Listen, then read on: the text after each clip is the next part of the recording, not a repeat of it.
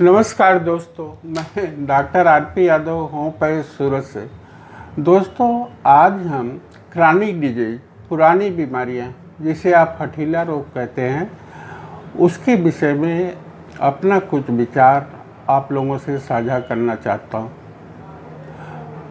हनुमान अपने प्रैक्टिस काल में देखा कुछ ऐसी बीमारियाँ हैं जो अच्छी प्रकार से चुनी हुई होम्योपैथिक दवा से भी ठीक नहीं हो रही हैं, परमानेंट रिकवरी नहीं हो रही है।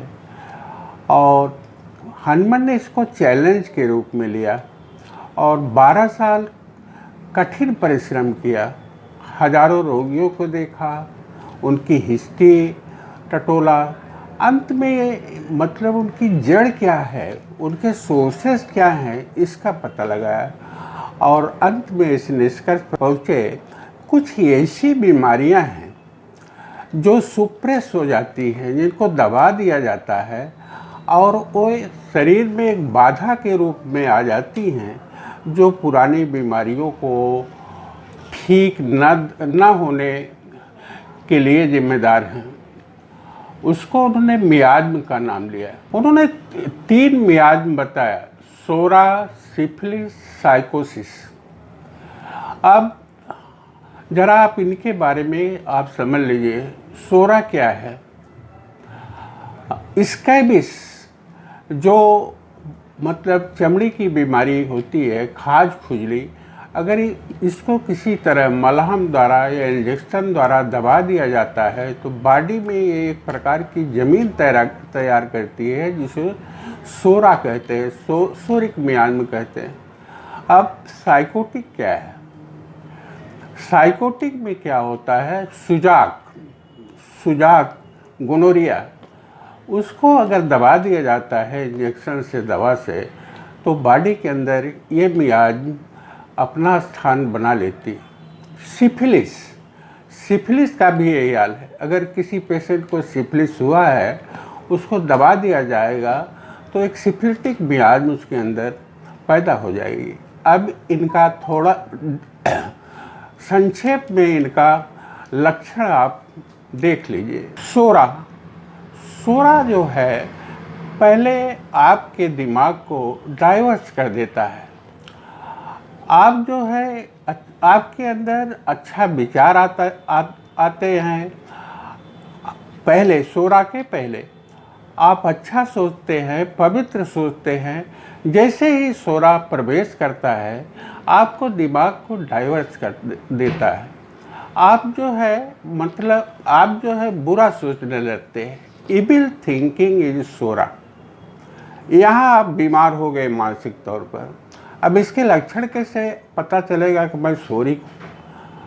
इसके लक्षण ये है कि आप सोचते रहेंगे, आपके दिमाग में विचारों का अंबार रहेगा, हवाई किला जैसे आप बनाते रहेंगे, ये करेंगे, वो करेंगे, चैन से सोने नहीं देगा सोरा। स्ट्रगल करते रहेंगे, इसको मुझे पाना है, उसको मुझे पाना है, और इस तरह आप जो है स्ट्रगल करते रहेंगे और कर कुछ नहीं पाएंगे, उसको कार्य रूप में नहीं परिवर्तित कर पाएंगे। और अगर उसको कार्य रूप में आप नहीं परिवर्तित कर पा रहे हैं तो आपके अंदर बेचैनी होगी और एक प्रकार से आप बेचैन रहने लगेंगे कि भाई क्या करें, कैसे करें, इस तरह के। और आत्मविश्वास कम हो जाएगा, भय लगने लगेगा और भविष्य की चिंता होने लगेगी। ये तमाम बातें आपके दिमाग में आ जाती। इसके बाद आते हैं साइकोटिक पर। अब आप जो है, पहले सोरा तो आपके अंदर आ ही गया था, आपके बुरे विचार आने लगे थे, आप परेशान हो गए थे बुरा सोचते सोचते। अब साइकोटिक में आते आते आप बुरा कर बैठते हैं, मतलब बुराई आपके अंदर इतनी गहरी तक हो जाती है, उसको आप कार्य रूप में आप परिवर्तित कर चुके होते हैं। तो जब इसको कार्य रूप में आप परिवर्तित करते हैं तो आपका दिमाग और डाइवर्स हो जाता है। आप एकदम फिक्स आइडिया आपके अंदर आ जाती है कि मुझे ये करना है, ये ज़रूर करना है मुझे, एक फिक्स आइडिया आपके अंदर आ जाती है। जैसे शरीर के ऊपर आपके वार्स आ जाते हैं, फिक्स हैं, ट्यूमर आ जाते हैं, वो भी फिक्स है। तो इसी प्रकार आपकी मानसिक स्थिति भी फिक्स हो जाती है। उसको मारना है तो अवश्य आप मारोगे उसको, उसे इधर उधर नहीं हो पाएगा, उसको मारना ही मारना है। यहाँ झगड़ा करना है तो ज़रूर झगड़ा आप करोगे। इसमें 3 चीज़ें मुख्य डेवलप हो जाती हैं। सस्पेंशन, जैसे आप संदेह करने लगेंगे, अपने परिवार पर संदेह करने लगेंगे, समाज पर संदेह करने लगेंगे, अपने दोस्तों पर संदेह करने लगेंगे। और दूसरी चीज़ है, आपके अंदर ईर्ष्या आ जाएगी। इतनी ईर्ष्या आपके अंदर भर जाएगी, अगर आपका पड़ोसी नई कार खरीद लेता है तो रात भर आपको नींद नहीं आएगी, आप बेचैन हो जाएंगे। इतना खतरनाक ये साइकोटिक मियाज़ है। आज हम देखते हैं कि मतलब विश्व में जो अशांति है, लड़ाई झगड़ा हो रहा है, मारपीट हो रही है, ये सब साइकोटिक की वजह से हो रहा है। जैसे जैसे साइकोटिक मानव के अंदर बढ़ता जाएगा, इनकी संख्या बढ़ती जाएगी, तो ये लड़ाई झगड़ा रुकने वाला नहीं है, ये तो चलता रहेगा। आजकल आप पेपर में देखते होंगे कि पुरुष और महिलाएं बहुत सुसाइड कर रही हैं। पेपर में सुबह आप देखो तो 4-5 जरूर सुसाइड के केस आपको मतलब पढ़ने को मिलेंगे।